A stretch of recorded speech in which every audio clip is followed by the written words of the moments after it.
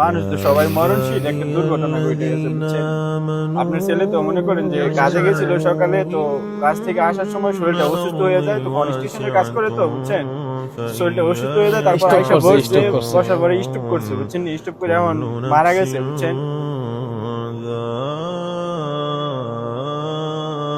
এখন কোম্পানি থেকে মুদির আসছে, মুদির এসে বলতেছে যে হ্যার কি লাশ চাই, হ্যার পরিবারের সাথে কথা বলতে, যে হ্যার কি লাশ লাগবে নাকি টাকা লাগবে, যদি টাকা চাই টাকা দিব, আর যদি লাশ চাই তাহলে লাশ দিব। এখন আপনারা কি বলেন?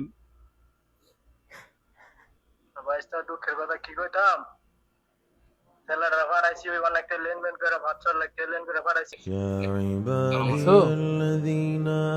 আর বাবা বলতেছে যে লক্ষ টাকা খরচ করে প্রবাসে পাঠাইছে, এখন সেই লাশ নিতে পারবো না, এখন সে, হ্যাঁ, তার মানে কথা বোঝা গেছে যে টাকা হ্যাঁ চায়। টাকা চাই, টাকা চাইতেছে আর কি বাবা। নিজের এখন ছেলের লাশটা পর্যন্ত নিতে পারতাছে ছেলের থেকে ফ্যামিলির কথা ভেবে এই ছেলেটা যে ছেড়ে দিয়েছিল।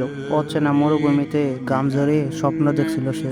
এক অচেনা বলে খবরে আসলো সে আর এই পৃথিবীতে নাই। ওই পারে থাকা মালিককে যখন তাদের পরিবারকে ফোন করে বলল, তোমাদের কি লাশ ফেরত লাগবে না ক্ষতিপূরণ হিসাবে কিছু টাকা লাগবে তোমাদের, তখন কিছুক্ষণের জন্য চারপাশ একদম নীরব হয়ে গিয়েছিল। ও পাশ থেকে বেশি হলেও এক অসহায় কান্নার শব্দ। ছেলেটার ফ্যামিলি বলল, লাশ ফেরত চাই না, আমরা কি করবো এখন বলেন। তার থেকে যদি কিছু টাকা দেওয়া যায় তো বাকি কয়টা দিন কিছু খেয়ে হয়তো বা বেঁচে থাকবে তার ছোট ছোট বোনরা। চোখের জলে বুক ভাসিয়ে সেই হতভাগ্য পরিবারটি নিজের অজান্তেই বিসর্জন করলো সে প্রিয় মানুষের স্মৃতিটুকু। টাকার কাছে হেরে গেল রক্তের টান, আর সে দূর দেশে পড়ে রাখলো তার মৃতদেহ। কি বলবো আর, টাকার কাছে আপন যেন বিক্রি হয়ে যায়। এই ভিডিওটা না দেখলে বুঝতেই পারতাম না। সবাই ভালো থাকবেন, ধন্যবাদ, আসসালামু আলাইকুম।